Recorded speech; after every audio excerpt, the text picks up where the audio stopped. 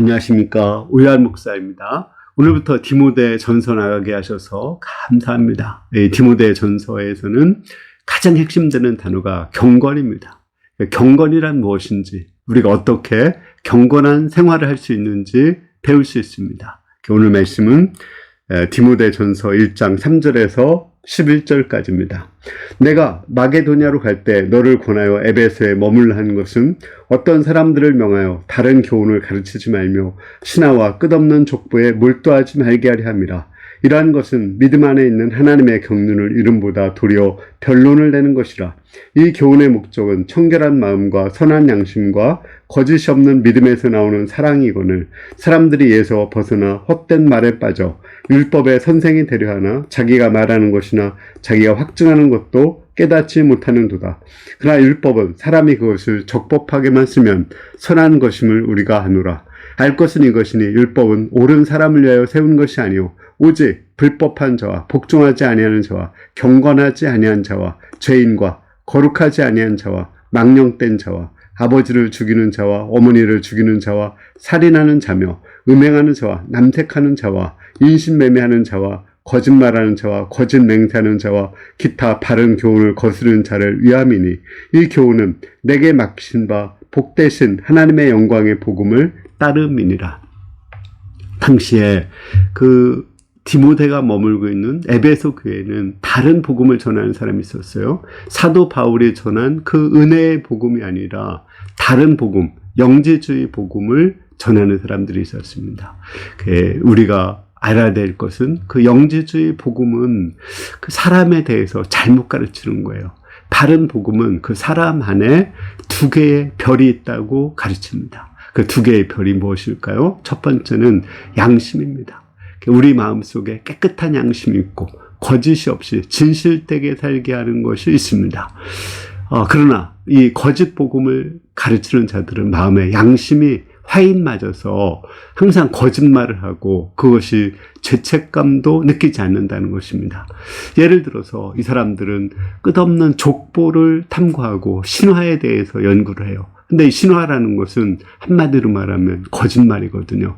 우리나라 단군 신화, 하늘에서 환인이 내려와서 환웅이 되고 또 거기서 우리나라가 생겼다. 이거 누가 들어도 거짓말이죠. 또 예를 들어서 이성계의 그 조상들을 찬양하는 용비어천과 그것도 사실은 거짓말입니다. 영웅적인 신비로운 것을 얘기해서 현재 그들이 얼마나 위대한지를 강조하는 것이거든요. 근데 성경은 그런 거짓말을 하지 않고 진실을 얘기해요. 예를 들어서 족보를 말한다고 할지라도 그 족보에 대해서도 진실을 얘기해요. 아브라함에 대해서 얼마나 진실합니까? 아내를 2번 속인 거, 첩을 얻은 것을 이야기하죠. 또 아브라함의 그 3번째 아들인 야곱의 후손들에 대해서는 어떻습니까? 야곱의 첫째 아들 루벤은 서무하고 잠을 잤다고 가르쳐요. 또 그 둘째와 셋째는 살인했다고 말씀하고 있고요. 4번째 유다는 며느리하고 잠을 잤다고 솔직하게 기록하고 있습니다. 얼마나 진실됩니까? 또 아브라함의 조카 롯은 그 2명의 딸과 잠을 잤다고 성경에 기록하고 있어요. 이것은 세상의 족보나 세상의 신화에서는 정말 있을 수도 없는 거예요. 우리는 족보를 기록하지만 아주 진실되고 또 있는 그대로를 다 그대로 해가지고 양심이 살아있다는 것을 가르치는 것입니다. 2번째는 우리 마음속에 율법의 별이 빛나고 있습니다. 그 율법이라는 것은 하나님의 계명, 특히 10계명을 말하는 거죠. 뭐가 죄고 뭐가 의로운 것인지 선한 것인지를 가르치는 거예요.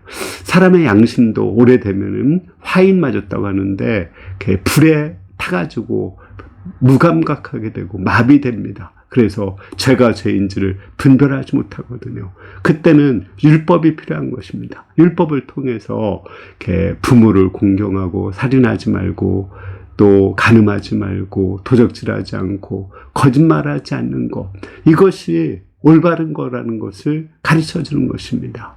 그리고 하나님을 존중히 여기고 사람들을 존중히 여겨야 된다는 것을 가르치는 것입니다.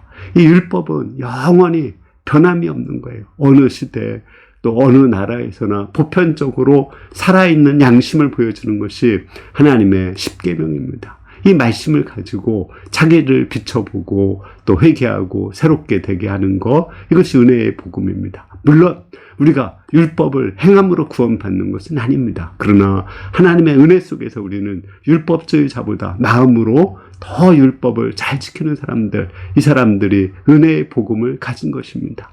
예를 들어서 사도 바울 같은 경우는 은혜의 복음을 가졌기 때문에 점점점 자기가 죄인인 것을 발견하고 내가 죄인의 우두머리라고 고백을 해요. 그렇지만 후메네와 같은 사람들은 양심이 마비되어가지고 전혀 죄를 지으면서도 죄책감을 느끼지 못합니다.